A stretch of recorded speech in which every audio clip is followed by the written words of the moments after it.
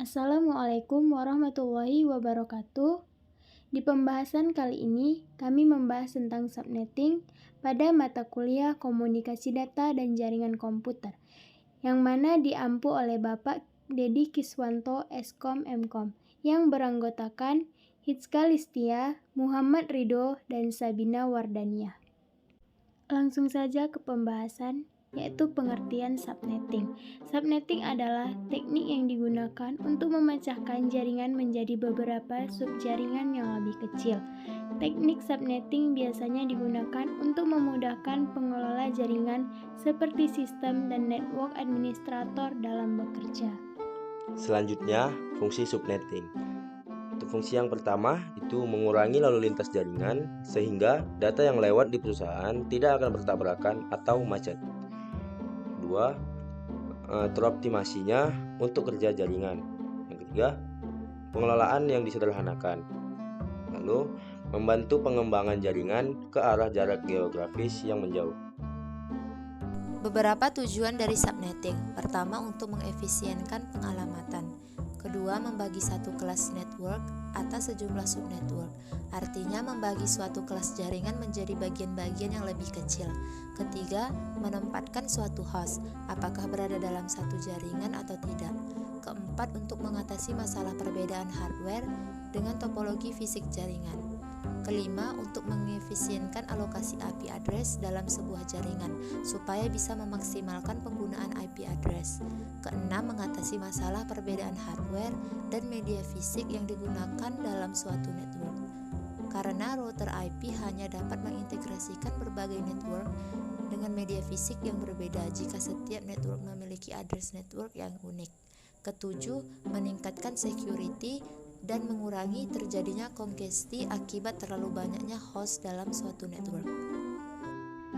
Soal nomor 1, tentukan subnetting dari 192.168.100.0/27. IP address ini berada di kelas C. Kemudian subnet max-nya kita lihat dari nilai CIDR, yaitu /27. Maka subnet max-nya 255.255.255.224. Kemudian kita bentuk tabel seperti ini, di mana network ID dan host ID-nya kita pisahkan, dan network ID-nya itu memiliki IP address dan subnet max, dan host ID-nya itu memiliki IP address dan subnet max. Selanjutnya kita tulis dalam bentuk angka biner seperti di bawah ini. Kita pisahkan juga network ID dan host ID-nya. Selanjutnya kita membuat subnet baru dari IP address yang kita miliki dengan mengorbankan 3 bit teratas dari host ID untuk dipakai oleh network ID sebagai bagian subnet baru, yaitu dengan rumus 32 dikurang 27. 27 itu dari slash yang kita punya tadi, maka hasilnya 5. Dan kita meninggalkan 5 bit untuk host ID. Tabel di bawah ini sudah menentukan network ID barunya, yaitu 000 dan 111. Kemudian, untuk membuat subnet baru dari IP address tersebut, kita ambil 3 bit teratas dari host ID-nya. Setelah itu, kita urutkan dari binar 000 sampai binar 11, seperti tabel berikut ini. Setelah kita mendapatkan subnet baru, maka selanjutnya kita ubah bilangan biner ke bilangan desimal seperti tabel berikut ini. Maka kita dapat hasil subnettingnya pada tabel berikut ini, di mana network ID-nya didapat dari IP paling awal rentang IP.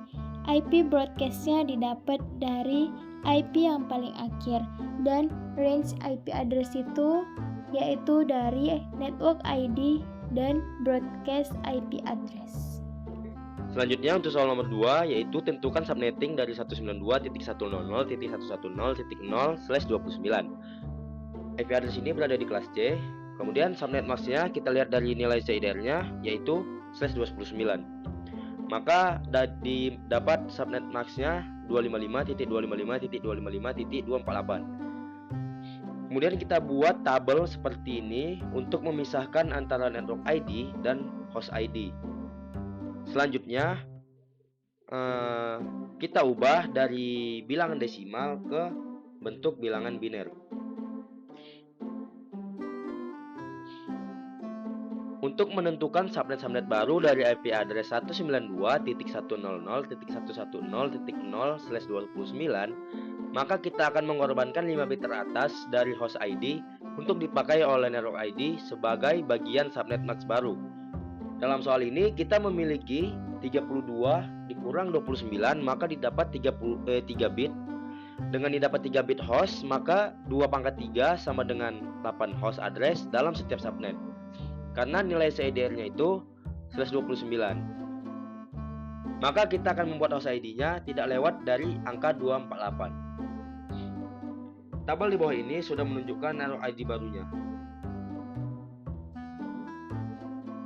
Kemudian, untuk membuat subnet baru dari IP address tersebut, kita ambil 5 bit teratas dari host ID. Selanjutnya, kita urutkan dari biner 0000 sampai 1111, yaitu seperti tabel berikut ini.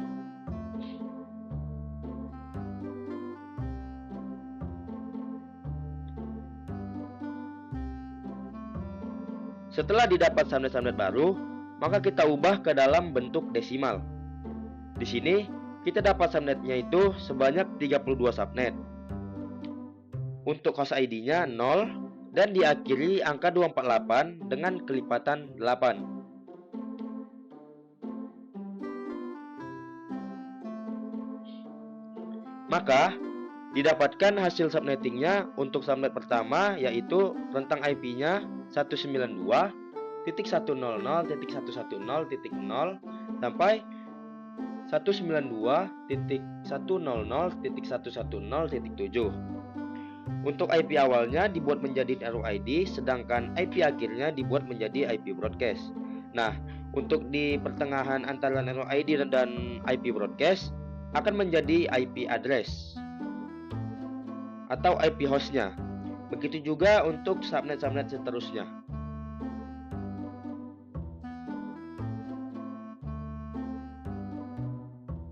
Soal nomor 3, tentukan network ID, IP broadcast, dan IP host dari IP address 202.100.4.50/28. Di sini IP addressnya berada di kelas C. Kemudian subnet masknya kita lihat dari nilai CIDR. Classless interdomain routing yaitu /28, maka subnet mask dari nilai CIDR/28 di sini yaitu 225.225.225.240. Kemudian kita bentuk ke dalam tabel seperti ini, di mana ada network ID dari IP address dan subnet mask, kemudian ada host ID dari IP address dan subnet mask. Kemudian kita ubah ke dalam bentuk biner seperti tabel di bawahnya.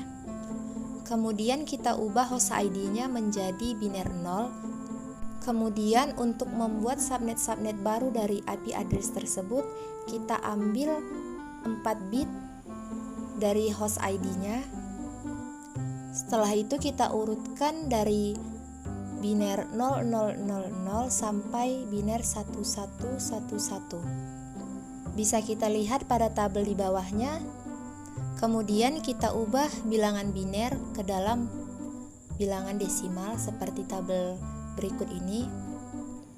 Maka kita dapat hasil subnettingnya pada tabel berikut ini, di mana network ID-nya didapat dari IP yang berada paling awal dari rentang IP, kemudian IP broadcast-nya didapat dari IP yang paling akhir dari rentang IP, kemudian IP host-nya ini didapat dari rentang antara IP network dan IP broadcast-nya.